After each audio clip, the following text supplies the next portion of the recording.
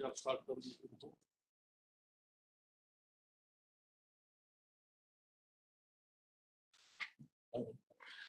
Namaste everyone, and very warm welcome to all of you on viewing this program online. And as is the tradition with the IKS division, we will start with a Swastivachana. Shri Gurubhyo Namaha Hari Om Kanikradajjanusham Prabruvana Iyarti Vacha Marite Vanavam Sumangalascha Shakune Bhavasimat Vakachedapi Bhavishvya Vidata Matavashyena Uduvadhin Masu Parano Matava Vidadhishuman Viro Asta Vitriyamanu Pradishankani Kradatsu Mangalo Bhadravaadi Vadeha Avakranda Dakshinato Gruhanam Sumangalo Bhadravaadi Shakunte Manastena Ishatamahasham Sobruhadvadema Vidathe Suviraha Sahanavavatu Sahanau Gunaktu Sahaviryam Karavavahai तेजस्विनावधीतमस्तु मा विद्विषावहै ओम शांति शांति शांति Sarvebhyo Namo Namaha. Sabhi ko fir se namaskar and welcome to this program. And can I please have the slide share?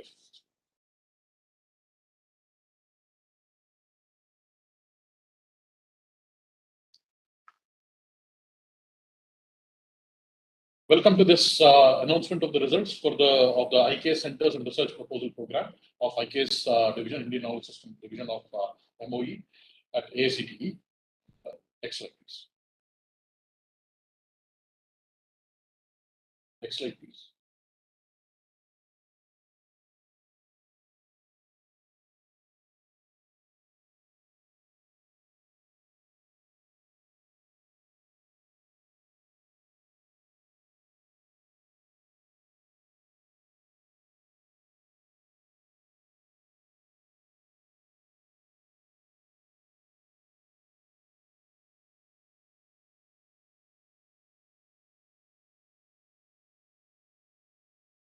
Otherwise, you show the slide-by-slide direction. And as you know, the Bharatiya Jnana Parampara Vibhagaha, IKS Division's vision is to promote interdisciplinary research on all aspects of Indian knowledge systems, to preserve and disseminate Indian knowledge systems for further research and societal applications. Next one. So, next. With that in mind, we had announced 3 new initiatives from the IKS Division about 2 months ago. And the first one, the internship proposals program, has been successful. We received about 1,350 applications, and right now there are about 409 IKS interns working throughout the country, basically with many expert mentors. And the 2 other programs, the second competitive research proposal programs and IKS Centers proposal program, were also announced in January. And today we are here to announce the results of these 2 competitions. Next slide, please. So this proposal process, I just wanted to give you a review process overview, how we did the reviews. The reviewers were experts from IITs and Sanskrit universities and were subject experts. We ensured that there was no conflict of interest. For example, a person from one institute could not review the proposals in that institution, or a person, he or she could not review his or her student proposals or collaborators' proposals. So essentially, we ensured that there was no conflict of interest in any of these reviewers, for any of these reviewers while they were reviewing your proposals. And these reviewers are anonymous reviews, so that there can be a free and fair evaluation of the proposals based purely on the merit of the proposal itself. And these proposals reviews are going to be constructive in the sense that they will help you improve your proposal, even if the proposal is not selected in the current round of funding. And all the proposals were purely evaluated, purely based on the basis of merit and its contribution to the IKS mission. There was a very, very rigorous 3-phase selection process. In the phase 1, we did a shortlisting to primarily look at whether it was relevant to the IKS mission or not. And then in phase 2, there was a deep review done using the same criteria, exactly the same criteria that we gave you when you were in the proposal documents. So you were all aware of the review criteria and the points. That was the point that was done in deep review.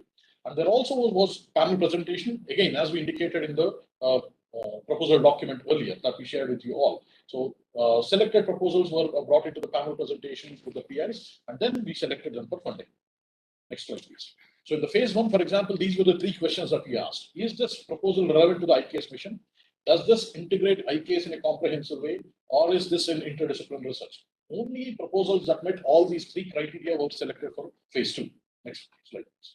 And then once it was in phase two, then we looked at the intellectual contribution, the innovativeness of the research, or basically what is the intellectual merit of that proposal. And then we looked at the significant broader impacts, whether they were broader impacts to the society were significant or not. And then again, we looked at the interdisciplinary research, this time much more closely than what we did in the phase one.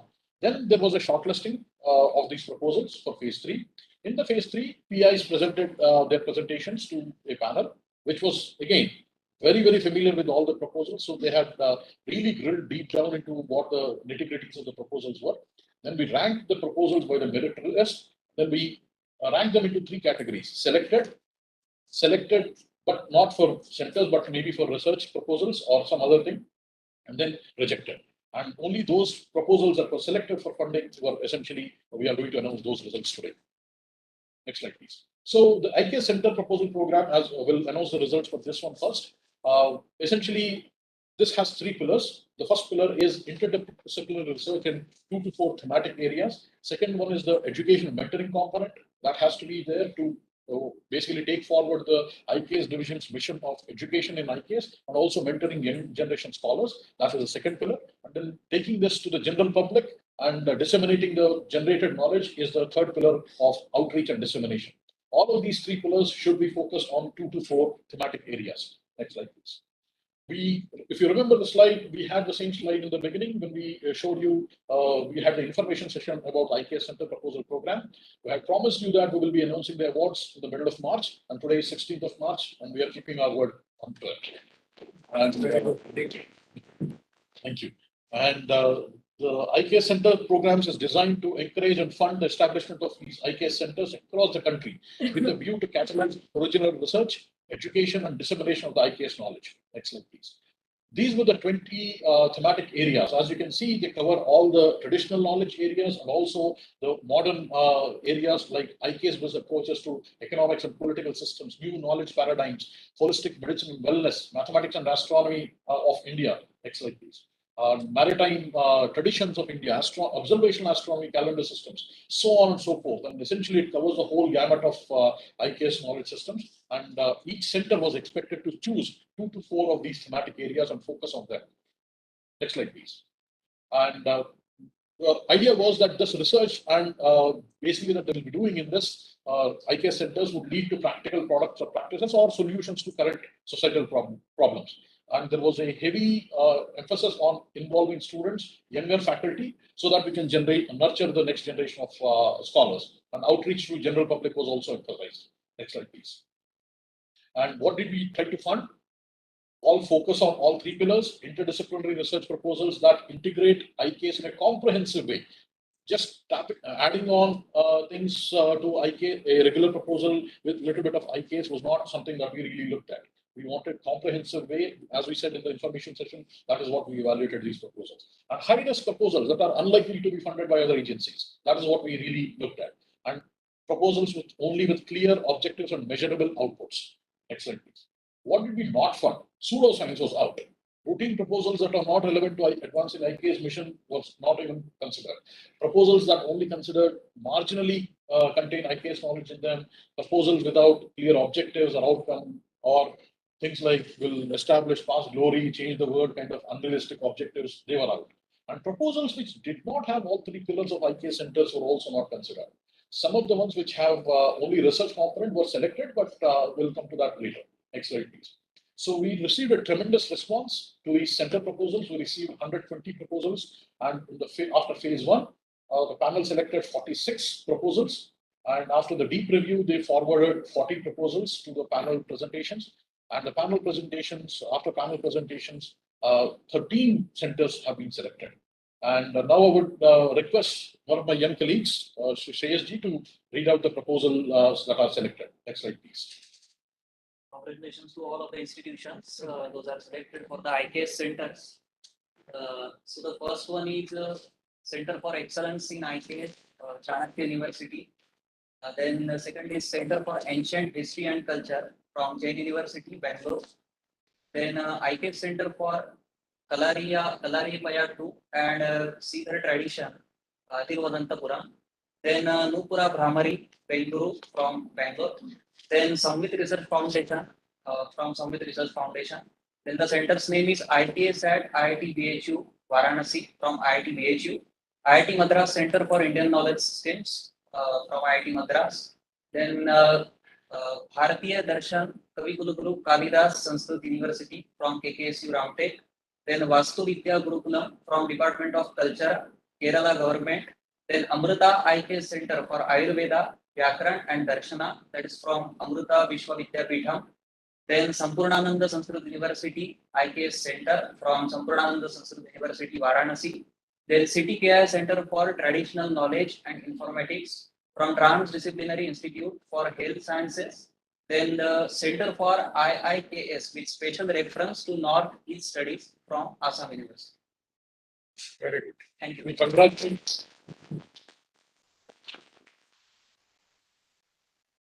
Then we'll move on to the outcome-based research proposal programs.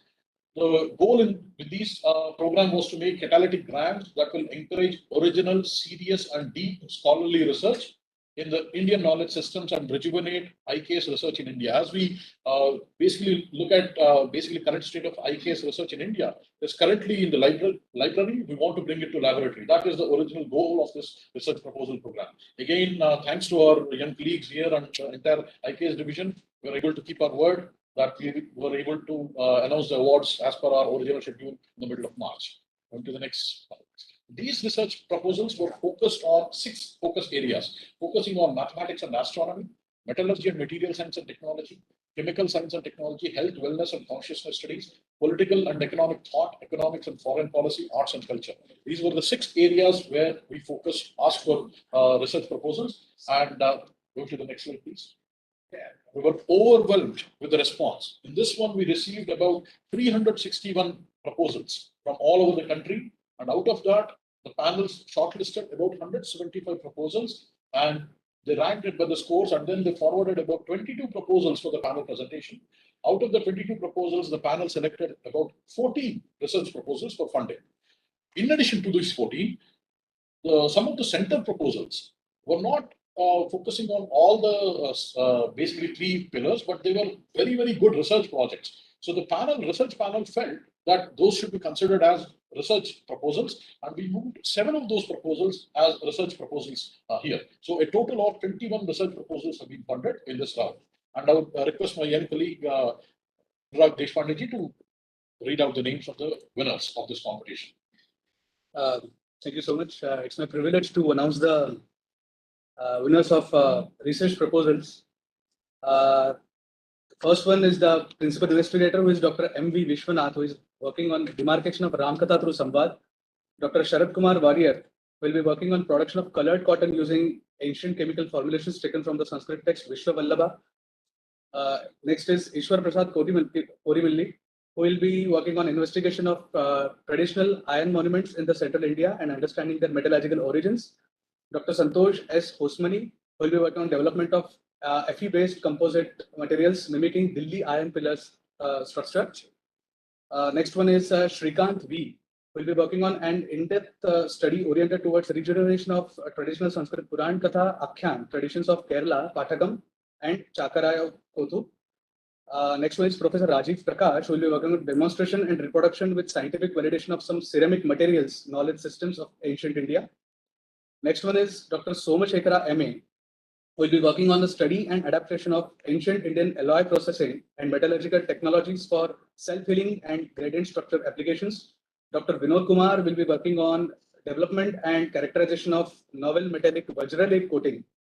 Dr. Ashok Kumar Mandal will be working on mathematical modeling and investigation of vibration and sound characteristics of Indian bowed stringed musical instruments. Next one is Chandan Upadhyay, who will be working on correlation studies of copper artifacts from Varanasi region and copper mining and smelting in tribal areas of Singhbhum. Next one is Dr. Mala Kapadia, who will be working on Hitayu and Sukhayu, Wellbeing, Wellness and Happiness Index. Next one is Dr. Munish Kumar Mishra, who will be working on Nananjanam, Indian Logic Assistance Tool. Next one is Adi Narayan V, who will be working on Yoga and Ayurveda Knowledge Engine based wellness technology with wearable and mobile app. Next one is Professor Prasad Gokhale, who will be working on a survey of water resources of Vidarbha region based on Indian Dakarkala system. Next slide, please. So these were the This is these were the proposals. Those were shortlisted from the center, and they are now into research proposals. The name of the PI is Dr. Professor Himanshu Pandey, Shailaja D. Sharma, Nachiketa Kamari Sharma, Ashish Karan, Samparanand Mishra, Dr. Vidya Kumari S, and Professor T.V. Kattimani. On behalf of AICT and IKS Division, I congratulate you all for getting selected in the recent proposal. This is the first time in the country the people are working on IKS, Indian Knowledge System. So, a big round of applause for all the. Thank you so much. And thank you all for submitting your proposals. Those who are selected, a big congratulations to you all. And those who have not been selected, please watch out for many more initiatives starting from the IKS division in the near future.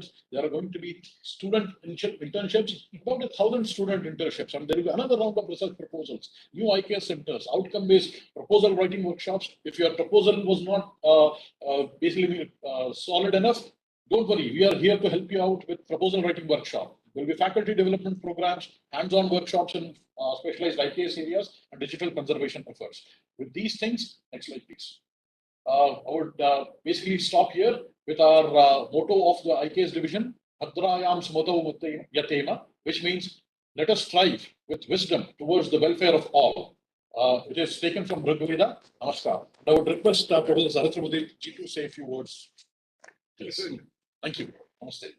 Yeah, first of all, I would like to congratulate the entire IKS team, Shreya, Samraj, Anuradha, and Ganti Murthy, for doing something which is extraordinary. With such tight timelines and so many proposals, getting them evaluated, 3 different formats actually, and 3 levels. Not a matter of easy task, and that you have treated it. Congratulations to all 3 of you. Yeah. My colleagues, Professor Punya, Professor Rajiv, we have been in the back end, supporting, giving infrastructure support, travel support, but essentially the work was carried out by you. And as Professor Murthy was pointing out from the beginning, all these 3 initiatives are taking roots for the first time in the country.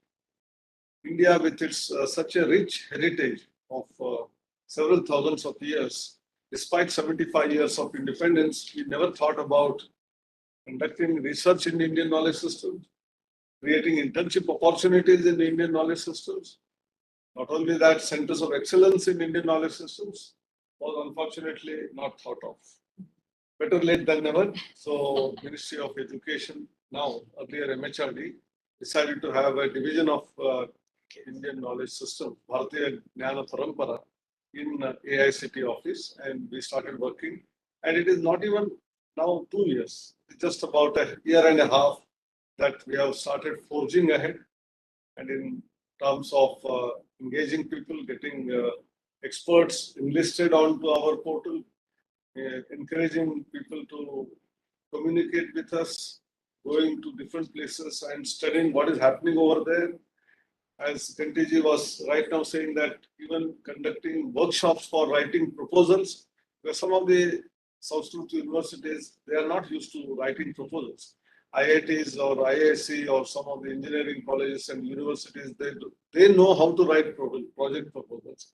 But some institutions where there is a lot of knowledge, but they don't know how to write.